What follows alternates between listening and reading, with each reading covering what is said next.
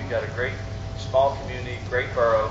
And I also want to say that even though my remarks will be brief, it doesn't diminish my feelings towards Memorial Day and what it stands for. And please take time out today, say a prayer, and think about the people that are fighting in Iraq today, all over the country, all over the world, and especially our troops from Pennsylvania. One last side note, the Major General is originally from Essence, so you treat her with kindness, we're going to have a problem. Thank you very much. God bless all of you. Thank you. Put it on.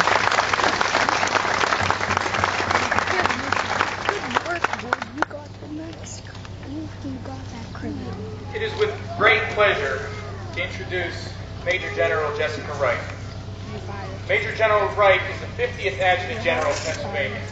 She is responsible for command, control, and supervision of over 20,000 Pennsylvania Army and Air National Guard soldiers and airmen, 6 state-owned veterans homes, the Scotland School for Veterans Children, and programs for Pennsylvania's 1.3 million veterans. She earned both bachelor's and master's degrees and an honorary doctorate in public service. She has completed numerous military career courses, to include the prestigious U.S. Army War College Military Fellowship at the Center for Strategic and International Studies. General Wright has served in numerous commanding staff assignments at the unit, brigade, and Pentagon level. She is an accomplished Army aviator and is qualified in 3 rotary wing aircraft. General Wright is the recipient of numerous military awards and decorations, including the Legion of Merit.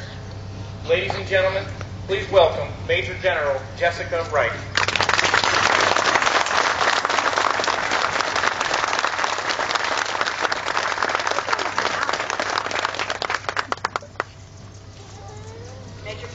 Senator Regola, Representative Farhai, veterans, family, and friends, it is really good to be back in the Mon Valley. I'm delighted to come. When the mayor asked me to speak here, knowing that it was Smithton, right next to the town that I was born in, I just couldn't say no, and the fact that he was a National Guardsman was just icing on the cake. Thanks for your service, Mr. Mayor. I'm going to thank the Yough Middle School Band. Thank you very much for your rendition of the national anthem. I really appreciate your songs today. Ladies and gentlemen, these are difficult times. We're at war. Since September 11th, America has changed, much in a way that America changed after the shot heard around the world in Lexington in 1775, or the sinking of the Lusitania by a German U-boat in 1915. Or Pearl Harbor in 1941, or North Korea, the Korean troops crossing that 38th parallel to South Korea in 1950. These catalytic events precipitated the War of Independence, World War I, World War II, and the Korean conflict. Vietnam presented a different conflict, where the enemy was not so easy to identify. September 11th, 2001, catapulted America into the global war on terror, a war that is 360 degrees, with no boundaries, no limits. September 11th brought America closer together, as in the past, to preserve our American way of life and the freedom it provides. One flag, one land, one heart, one hand, one nation, evermore.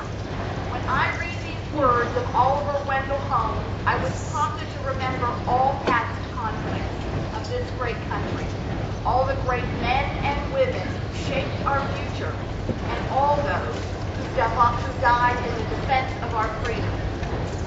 I will tell you, usually it's an external event that triggers my thoughts, and it's almost by accident.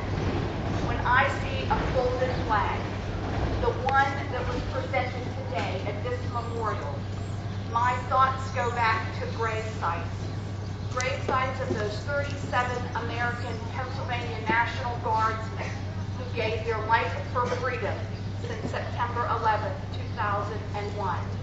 I am slowly looking and saluting. I'm looking into those mothers' eyes. You meet an old friend that you served with sometime along the road.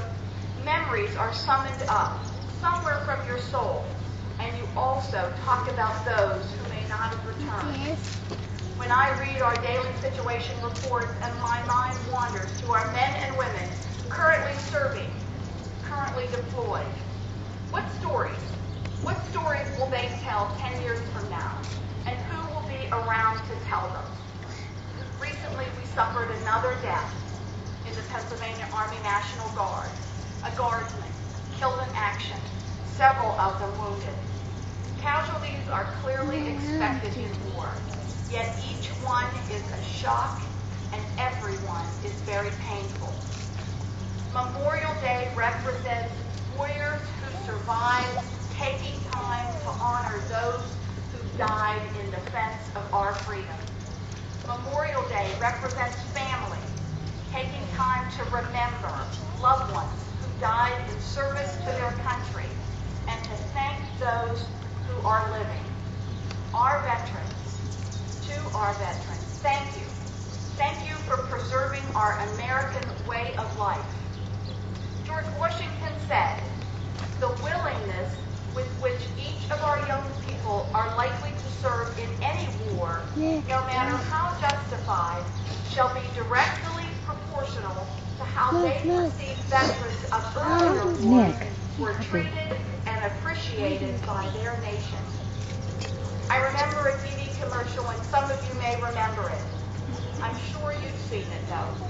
It's a young soldier returning from combat. He's walking through an airport after he was deplaned.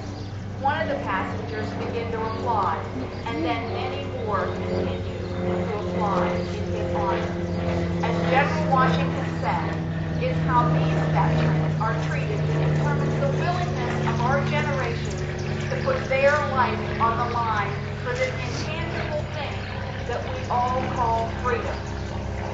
This day remembers all of our veterans, from all wars, from all conflicts, from all branches, all genders, all religions, and all races.